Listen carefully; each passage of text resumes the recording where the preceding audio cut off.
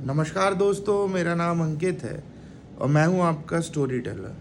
दोस्तों, अभी हमारे देश में जो हालात चल रहे हैं हमारे पड़ोसी के साथ, जिसको हम अपना दुश्मन नंबर वन भी मान के चलते हैं, तो कभी कभी हम ये भूल जाते हैं कि असल में यह दुश्मन नंबर वन जो है, ये हमारा ही हिस्सा हुआ करता था। और ये जो खुद को बहुत ताकतवर या जो भी समझने लगा है, ये इसकी मूर्खताई है। क्योंकि कहीं ना कहीं हम ये भूल जाते हैं कि जो व्यक्ति या जो समाज अपनी जड़ों से खुद को अलग कर लेता है, उसका कोई भविष्य नहीं रहता, वर्तमान भी नहीं रहता।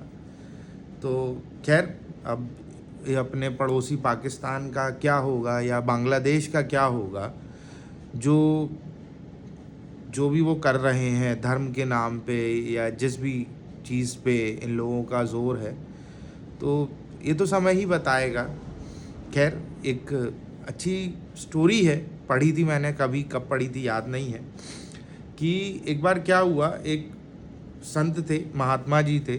तो उनको एक बार ऐसा लगा कि यार, जो हमारे देश का राजा है, मुझे उसको भागवत कथा सुनानी है। वो बहुत धार्मिक व्यक्ति है, तो मुझे उसको सुनानी है। तो महाराज जी पहुंच गए, बोले राजा साहब, हमको आपको भागवत कथा सुनानी है। तो महाराज ने उनकी तरफ गौर से देखा, बोले नहीं महाराज, अभी आप पहले एक बार पढ़ के आओ, मुझे नहीं लगता कि आपको भागवत कथा आती है। तो महाराज जी बोले नहीं, हमको पूरी कंठस्थ है। बोले नहीं नहीं, एक बार आप पढ़ाओ। तो महाराज जी बोले ठीक। महाराज जी वापस गए। अब राजा का हुक्म भी है और निवेदन भी है। तो महाराज जी गए, फिर से उनने पढ़ी। लगभग उनको उसमें 10-12 दिन लग गए। फिर पहुँचे तो महाराज बोले नहीं महाराज, अभी कुछ कमी है, आप फिर से एक बार पढ़ के आओ। तो महाराज जी आश्चर्य व्यक्त करते हुए कि पता नहीं ये क्या चाह रहे हैं, फिर वापस चले गए। इस बार वो 1 महीने में लौट के आए। तो राजा साहब से बोले महाराज देखो, इस बार 1 महीने में लौटे हैं, पूरी की पूरी पढ़ ली है, कहीं से भी उठा के कोई भी आप मेरे से पूछ लो, कोई भी श्लोक बोल दो, मैं बता दूंगा। महाराज जी बोले नहीं महाराज। राजा साहब बोले अभी आपको नहीं आई है, आप एक बार फिर से जाओ, पढ़ के आओ। अब की बार महाराज जी गए तो साल भर नहीं लौटे। अब राजा साहब को लगा कि महाराज जी तो यार गायब ही हो गए। तो महाराज जी को ढूंढते हुए राजा साहब एक दिन ऐसे ही विचार करके उनकी कुटिया की तरफ चल दिए। कुटिया की तरफ जब पहुंचे तो उनने देखा बाहर से कि महाराज जी भागवत कथा का वाचन कर रहे हैं और निरंतर उनकी आंखों से आंसू बह रहे हैं, बहे जा रहे हैं, आंसू पोंछते जा रहे हैं और भागवत कथा का पाठ करते जा रहे हैं।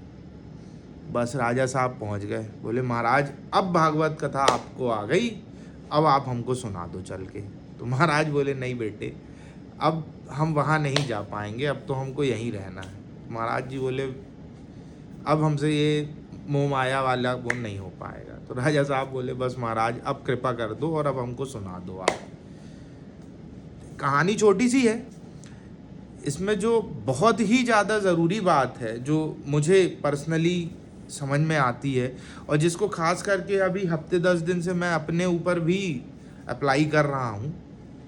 ये जो पहलगाम अटैक हुआ उसके बाद से ही ये एक्सपेरिमेंट मैंने खुद के ऊपर किया कि मैंने नॉर्मली मैं भगवान को मानता हूँ, उसमें कोई डाउट नहीं है, और पूजा भी करता हूँ, थोड़ी बहुत जितनी भी मेरे से बन जाती है। लेकिन भगवान के प्रति मेरी आस्था, विश्वास जो है बहुत दृढ़ है। तो मैंने क्या किया कि मैं अभी भगवान के प्रति मैंने एक फोकस बना लिया, समझ लीजिए। तो उसको करने से क्या हुआ कि धीरे धीरे जो आजू बाजू की चीज़ें हैं ना, जो मायने नहीं रखती हैं, जिनके कोई उपयोगिता नहीं है, जो फिजूल हैं, जो आपके मन में गलत बातें डालती हैं, मेरे मन में मतलब, वो धीरे धीरे अब इम्पोर्टेंस अपनी खोती जा रही हैं। कहने का तात्पर्य ये है, जो मैं कई बार अपने दोस्तों से, खास करके मेरा एक दोस्त है, उससे मैं कई बार ये चीज़ बोलता हूँ, क्योंकि वो भी बड़ा धार्मिक व्यक्ति है, उसका पूरा परिवार बड़ा धार्मिक व्यक्ति है, कि अगर आपकी धर्म में आस्था है, आपकी भगवान में आस्था है, किसी भी धर्म में, हिंदू, मुस्लिम, सिख, सिख नहीं, हिंदू, मुस्लिम और क्रिश्चियन।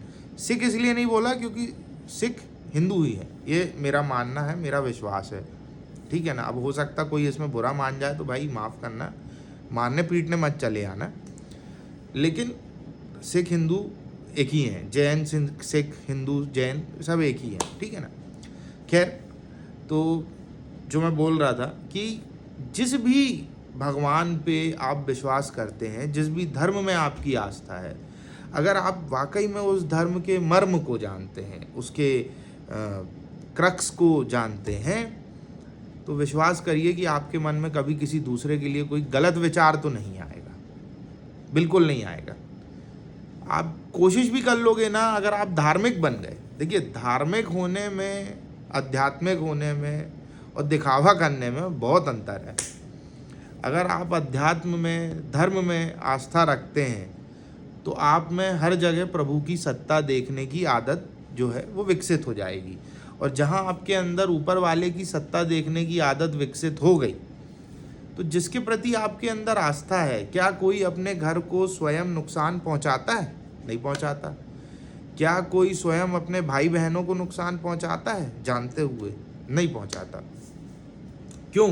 क्योंकि हम उनसे प्रेम करते हैं। हम सभी उसी माँ बाप के बच्चे हैं जिनसे सभी प्रेम करते हैं, और जो माँ बाप हम बच्चों से प्रेम करते हैं।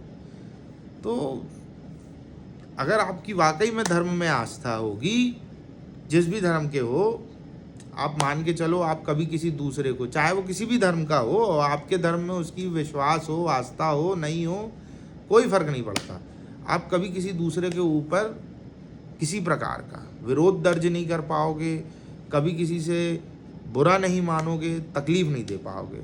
और अगर बॉस तकलीफ दे रहे हो, अगर आपके मन में ये विचार है कि नहीं मेरा धर्म ही धर्म है, बाकी के सारे जो हैं वो तो फालतू हैं, मान के चलो आप धार्मिक वार्मिक नहीं हो, आप कट्टर हो, आप कोई धार्मिक नहीं हो, आप कट्टर हो।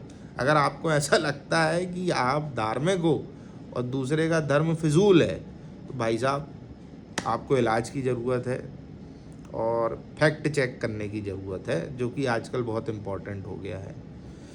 तो हमारे देश के अच्छे भविष्य, हमारे भाई बहनों के अच्छे भविष्य के लिए, अच्छे स्वास्थ्य की कामना के साथ, जय हिंद, जय भारत, वंदे मातरम।